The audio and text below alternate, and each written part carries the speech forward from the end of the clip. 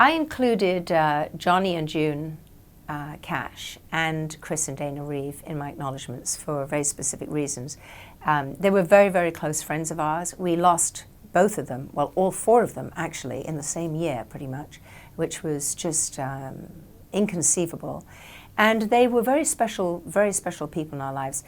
They also were the godparents to my twins, Johnny and Chris, who were named after them. Johnny Cash and June I met when I did Dr. Quinn. They came and they acted on Dr. Quinn, and my husband James Keach directed them, and we became very close friends. And ultimately Johnny Cash asked us if we would make a movie about his life. And he only trusted us. He didn't trust anyone else. He said, I don't trust anyone in Hollywood, but I do trust you. What is the story? And so we had this extraordinary experience of spending time in their home, being with them in Jamaica. James went on the road with Johnny. I hung out with June and collected her clediments, which were like little nicky-nacky things she liked to buy. And we just developed an amazing relationship. And Johnny and June blessed our children. I actually have video of them blessing the children. And I also have video of little Johnny sitting on Big Johnny's lap when Johnny was singing to the track that he just recorded of his last album. And little Johnny was 6 years old at the time, and certainly, Johnny Cash at that time was not well. He was in a lot of pain. He was sweating profusely. He was not the kind of person a 6-year-old would just want to jump on the lap of and hug and kiss and be close to for 45 minutes. I mean, I don't know any 6-year-old that will sit anywhere for 45 minutes, but Johnny just totally melted into his arms and hugged him and loved him. And at the end of this 45 minutes, when the music stopped, Johnny said, do you have more? Do you have more? I want to hear more music. And Johnny said, well, I don't have any right now. And then little Johnny left, and Johnny Cash turned to us and said, that boy just ministered to me. And we said, what do you mean? And he said, I was in a lot of pain, and he just took all my pain away.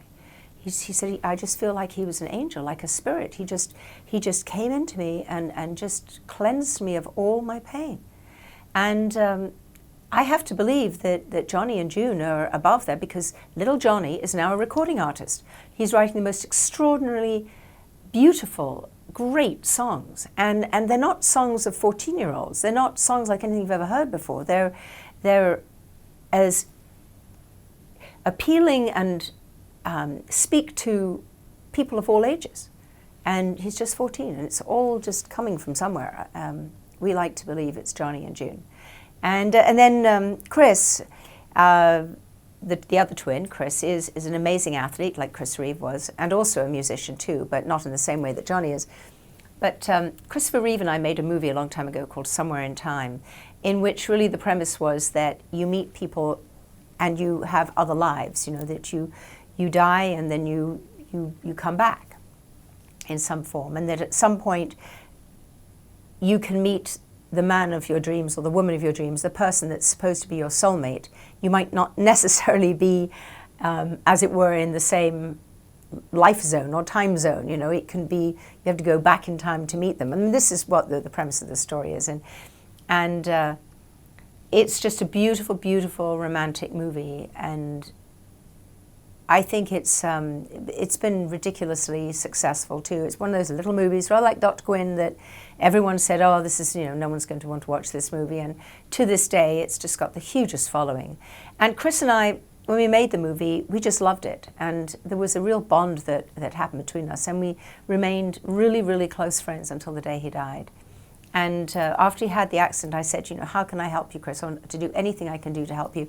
And he said, well, help me help the people that are left behind in the rehabs, because their families have deserted them, their insurance companies have deserted them, and they're just sitting there, in chairs facing a brick wall or maybe watching television. But, we have to find a cure. We have to find something. And I think Chris Reeve and Dana, as a caretaker, she represented the ultimate caretaker. And there are so many people out there who are angels for caretaking, for taking care of people who can't take care of themselves. She was an extraordinary woman in her own right.